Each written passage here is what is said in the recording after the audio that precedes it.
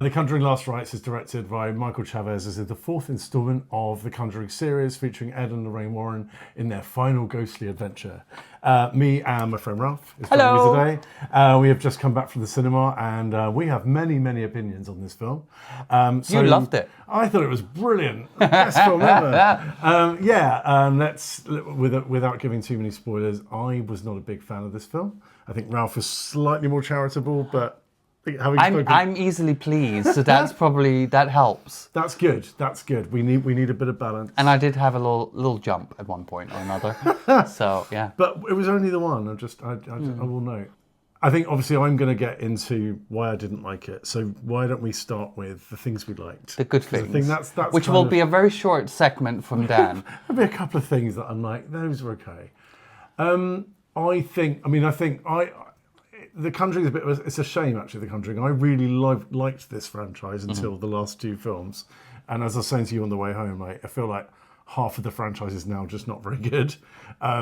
Just through the virtue of James Wan not directing the last two and directing the first two, and you can really tell the difference. But what I will say is I always feel that Vera Farmiga and Patrick Wilson really do carry these films. They are kind of the beating heart of it. And as much as the Warrens are quite sketchy in real life, the real life story of them... They're the horror version of The Greatest Showman. Yeah, oh God. It's very much that. From a looks perspective, they're very much better looking than the Warrens were. Yeah. And there's a lot of moral stuff that the Warrens did, which is very questionable. So the fact that they can sell the characters as actually quite likeable and quite noble in some respects, I think is good. It shows them as being very good actors and people that you just naturally warm to. So that I thought was quite good. I thought the boyfriend was quite cute. So there we go, worth calling out. I was not complaining. He was nice. And I think probably the part of what actually frustrated me, but initially I quite liked, was I liked the sort of the Smell family setup. So the 80s setting, the sort of mining town with the sort of big factory in the background and the 80s posters on the walls.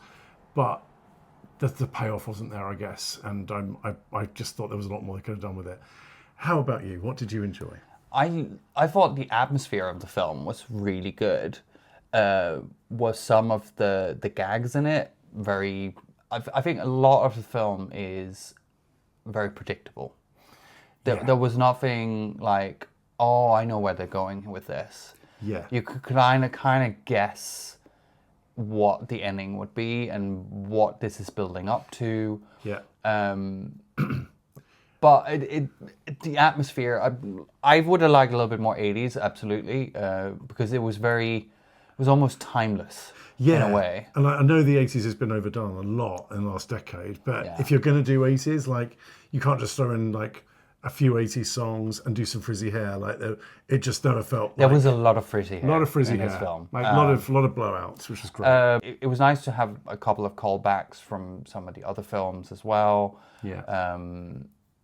Even Annabelle callbacks, which you missed because you had watched the Annabelle films. And again, I said I'd make this point on the way out. I think because Michael Chavez directed the last two, he is also the director of all the Conjuring universe films, which are broadly not very good movies, in my opinion. So all the Nun movies, the Annabelle movies, he did The Curse of La Llorona, which I've never seen, but it just apparently is terrible.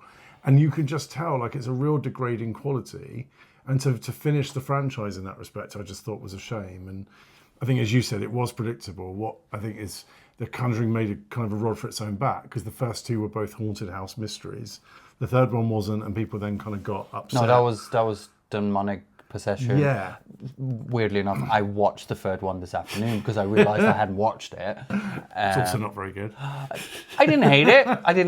It's hard to hate any of these films because there's a sort of odd charm to them. They're quite old-fashioned. Yeah, they feel a little bit left behind compared to a lot of horror films nowadays. Like, horror's moved on quite a bit since the first Conjuring. I would say. Like I will echo what you said with the two main actors. Yes, they have a bad script. Yes, it's not a great movie, but they act the shit out of it. Yeah. And you could almost imagine actors like this as like, oh, I'm just getting a paycheck. I'm just going to phone it in. It does not feel at any point like they phone it in. They just try to make the best of this. And they're funny actors, actually, in terms of they've not actually done loads. They're not massively mainstream, neither of them. They obviously do. Patrick Wilson is Insidious. Vera Farmiga's in quite a few other little horror films like Orphan and stuff. So they are kind of known for more their horror roles anyway. And I don't get that feeling of they're just phoning it in, or there's no snobbishness to it. So all power to them. I think they've really elevated the whole franchise. Oh, they carry the film. Yeah, but I think the problem is, as much as I wanted them to go back to a haunted house, the fact that they did, and then we'll talk about like some of the things they didn't exploit, but it then felt really formulaic because like we're basically going back to the formula of the first two films. The setup is exactly the same. You start with the family, things start to escalate. The Warrens arrive. It gets really really starts to hit the fan. They find a key to fix the issue really, really easily, and then it ends. There's probably a couple of things I think I have a problem with. I think the first one is they're sort of obsessed with this being the fourth film and this being the final film. So it's a long winding down of the series. Yeah. And you get that sense from the start. Yeah. And it's like they couldn't just do a film that was The Conjuring 4. They had to make it this big finish that sucked the life out of it in a way, because I'm still mostly interested in the haunting part. I'm mostly interested in the ghost and the house and the smell family. Like the Warrens have always been like a side storyline, but it felt really like we had to go deep into their lives and their future, and I'm like, I just don't care. Yeah, it's just like, no, we don't need a scene with...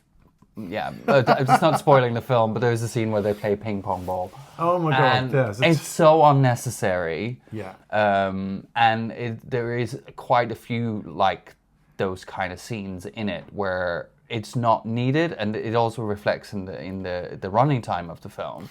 2 hours, 10 minutes? Yeah, where you could have easily cut a half an hour out. Agreed. There were so many scenes like that. It's nice to round the characters off, but that can be done quicker. Yeah. You don't need like a half an hour's of ending to round everything off. And that's kind of how I felt. I felt like every scene was like an impediment to the next scene, but then that scene wasn't any more interesting than the last one. No. And it never reached a point for me where I was invested in it. And I think, this goes back to the smell thing, like that mystery was a real haunting in Pennsylvania. The house looks great. It looks like the house looked like in real life. But like with the second one, that was the Enfield haunting in Conjuring 2. And they managed to kind of recreate what that probably would have felt like for the family. And they were quite true to their word.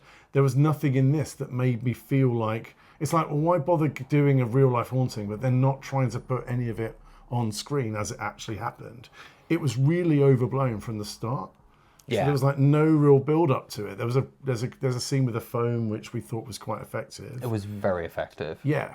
And I think The Conjuring is really good when it does those more subtle scares, and it like slowly ramps it up. It doesn't need to be like a full manifested ghost running after you through a house. Yeah. That is not scary. That is something you would see in Ghostbusters or like a cheaper horror film or slasher movie, where like pulling at a phone cord into a dark room you can't look into. Yeah. That's fucking effective. Sorry, can I swear? You can swear. It's fine. We're good. I'll bleep you out. Those scares were that was really good, but then where you just get a full manifested ghost where they just need a bit of suntan lotion and maybe a little bit. Yeah, there were a lot of out a little bit more. There were a lot of just like actors dressed in very thick, heavy makeup, like leering and shouting at the camera. Yeah, and it's like you. There's a place for that maybe. I still don't think it's that scary, and I still don't think you need to go there. But those are things that you say for like the last 20, 30 minutes. This was literally like, there's a really good scene involving a VHS player, and we'll say less more about it, but it completely cuts it short by bringing in this like human ghost character.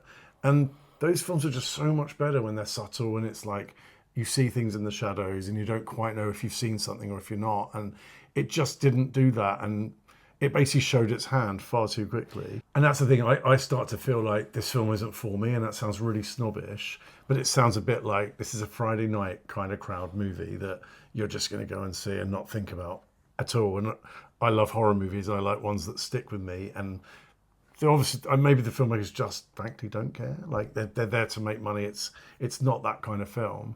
But I just think it's such a shame that smell mystery was interesting enough. And yet I never felt like we saw it. The mum and the dad in real life got sexually assaulted, and you didn't see any of that. A dog gets thrown against a wall, but in the film they play it so much more camp and overblown than what would have happened in real life. The lovely CGI dog. Yeah. The small family, which is meant to be the main thing of the film, is just a side piece. Yeah. Where it's more about Judy. Judy. Fucking Judy. Oh. I don't know if it's just us, but was Judy the daughter of the Warrens? Yes. I think you said that she was maybe an Annabelle. She is a major thing in one of the Annabelle films because he gets haunted by the doll. Oh my God. I'm not even quite sure if I watched that one of them, but I know of it, and it hints to the Annabelle films quite a lot. Yeah. So unless you've watched the Annabelle films, which you hadn't, you kind of miss those cues. Yeah. Because there is like a whole section of Judy just lingering at the doll. So it's just like, you kind of have had to watch those films to get that hint. Yeah, and every character was like, oh, Judy was, there's such reverence around Judy, and Judy's so amazing, and she's the daughter of the Warrens, and it's like, I don't really get why we're so fixated on her. She's not that interesting a character. I'm not quite sure the producers knew what we wanted, and they kind of just played it safe. Yeah. They could have gone further. They could have not focused on Julie so much. Judy, how could you forget her name? Sorry, She's Judy. so Oh my important, God, Ralph. yeah. Shit. But it's as much as I was entertained by the film, but I will reiterate, I'm very easily pleased when it comes to my horror films. It's a Friday night popcorn horror. Like, it's This fine. is the kind of horror film I would love to sit and see with my mum. My mum would jump out of the chair. We would have a bit of a giggle. It's one of those films where you kind of poke fun at its faults. But what annoys me is the Conjuring 2. I saw that 8 years ago when it came out. I've always been a horror fan. That film scared me, and I jumped out of my skin a couple of times. And maybe because it was set in Britain, it just felt more personal. But they were able to do it, and I still think that a good filmmaker could have made this a much scarier film with much less of the sort of bombasticness of it. Like, just give us subtle stuff. Just give us like kids laying in bed at night wondering what they're seeing in the corner of the room. Like, that's scary. Like, someone walking through the house with a big axe and trying to kill you when we know they're a ghost.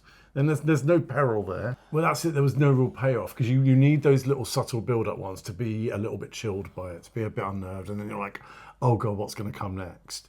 And it just never delivered a scary scare after like maybe the TV scene. Yeah, I had one jump scare in this film. And let's face it, those jump scares are not art. There's nothing artful. It's just the music's going to go loud and there's going to be a thing that goes there, which happened a lot. And I don't know, those are the bits that make the film what it is. And then the fact that we kept leaving them to go back to the Warrens and their, frankly, like quite soap opera-y, like drama. Like as Ralph said, there was a 2-minute scene of them playing table tennis, and there's a scene about a proposal, and then there's a whole scene with a priest, which just could have got cut out.